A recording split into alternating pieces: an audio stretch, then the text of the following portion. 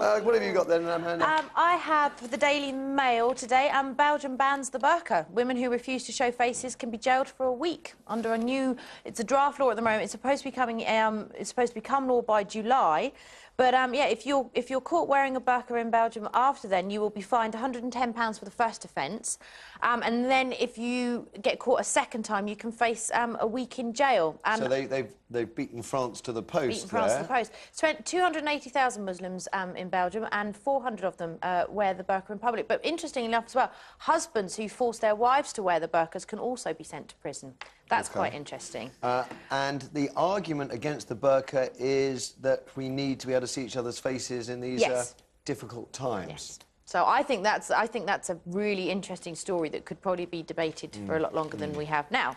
So this one frightened the living thingy out of me today. Women's death rates in this country are worse than Albania's.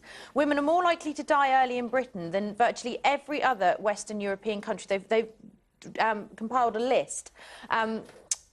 Go and live in Cyprus, basically, because if you live in Cyprus, you're fine. But we're number 20. The only two, and bizarrely enough, the only other countries that are below us in the table are Belgium and Denmark. But they think they're basing it on poorer survival rates from heart disease and cancer and lack of access to life-saving drugs and treatment. Albania? And get this. British women are dying in pregnancy and birth at the same rate as 2 decades ago, and that is the same rate as Albania and Poland. I've been to Albania, and it's quite a scary place to go, you know, and you sort of think, crikey, that is really worrying. OK. I'm surprised. I know, I'm moving to Cyprus. I'm going to get some of this for you lot. Cuddle spray makes men more sensitive. I don't want it. I don't want to be more I don't want to be more... I want to be more butch. I'll tell you, it's the male grooming product women have been waiting for. They've developed this scent that's got the hormone oxytocin, which is known as the cuddle chemical, because it stimulates sensitive feelings.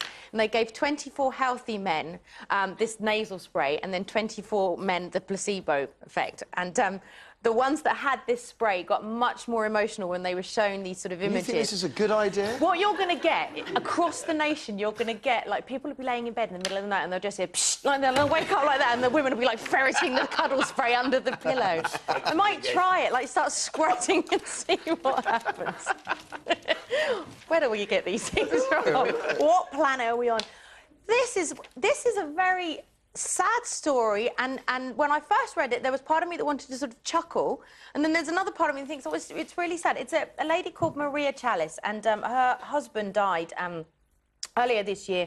He was only 38, and he had a brain tumour, and he left her and 2 children, aged 7 and 9. And at his funeral, they did a big life-size cardboard cutout of him, because he was this big, larger-than-life character, and they had a picture of a cardboard cutout of him with a bottle of champagne. And they've kept the cardboard cutout, and look, there's him in the kitchen with his wife, and you look at it and you want to go, that's quite funny, but then you also think, actually, that's really sweet. And he goes to all the weddings that they go to, he goes to the parties, and they take this cardboard cutout kind of everywhere with them.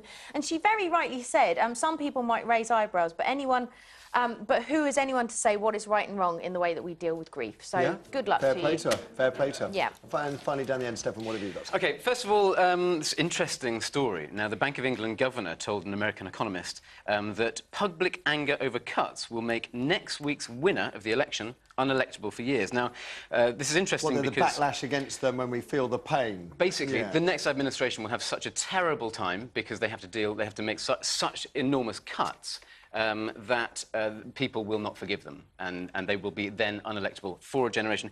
The twist I think it's fascinating because, of course, in the leaders' debates, everyone's complaining, why don't they tell us what's going to happen after the election? Why don't they tell us what's going to... Because if they did, we wouldn't vote for them. Yeah, it's the Obama effect, basically. You know, Obama came in, such enormous problems, how is he going to solve them? What's particularly interesting about this is that the Bank of England governor is not supposed to show any particular political he hasn't, affiliation. Because he said all of them are going to suffer. That's right, but he should also not really make any statements that could be construed, and so this is actually something that happened a couple of months ago. And Sky is talking... They're claiming, Sky News, that they've seen some secret documents which suggest that British bankers, foresee a double-dip recession, that the current 0.2% growth we've had is going to disappear, and we're going to go down into the dark with the euro countries.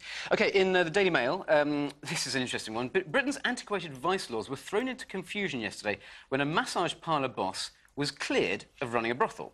Now, it's difficult to understand what's going on here, but it seems like that there was overwhelming evidence to say she was running a brothel, but the jury Surely decided massages against with it. happy finish. Yes, exactly. One of her services included foot worship. No idea what foot worship is. Nothing wrong with foot worship, though, is it? No, If you're well, 80 quid a massaging time, foot, it's got to be good stuff. yeah. Because but- her whole defence was it was a massage parlour, Yeah, that's not right. a brothel. Yeah.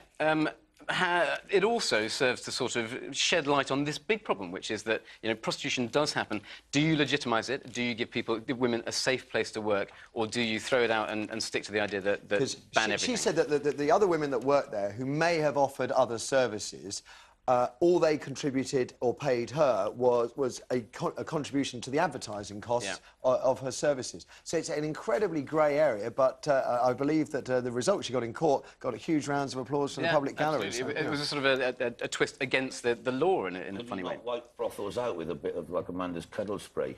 They might actually what brothels are more of them. I love the fact that you're calling it my cuddle spray. I can see it now. Amanda's cuddle spray. Lammy's loving spray. It's your fault.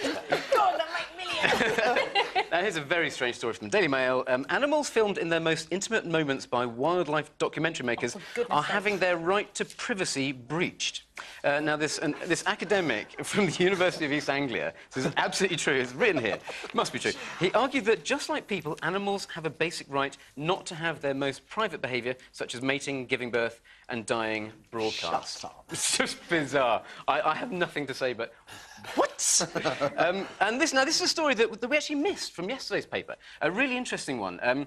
Chat show host, this bloke called Matthew Wright, did an audition in a wig and a frock to play a girl in Neighbours. So wrong, Miss Wright. Interestingly, in a wig, you look very similar to the lady who was accused of running the brothel earlier on. But the producer whispered in my ear that there might be a little bit of the footage from this audition actually knocking around. We might be able to see it. Don't do this to me. Oh, hey, Carl, what are you up to? Oh, I'm organising a girls' day out with Susan. Oh, that sounds nice. Massage, lunch and shopping. Oh, no, bungee jumping or skydiving. What? Well, I can't decide. I mean, which one do you think Susan would prefer? Neither. Oh, come on, Carl. Don't be a stick in the mud. Oh, look, they're both extremely dangerous. Well, Susan needs a bit of excitement in her life. Things around here can get a bit boring.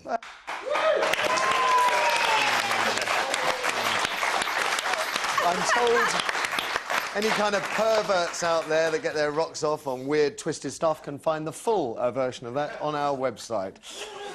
Ugh. After the break... Oh, I should say as well, if you want to audition, you can find out details. I mean, it's an amazing prize. It's like a month down in Australia and I think 3 weeks working on Neighbours. So if that's what floats your boats, check it out.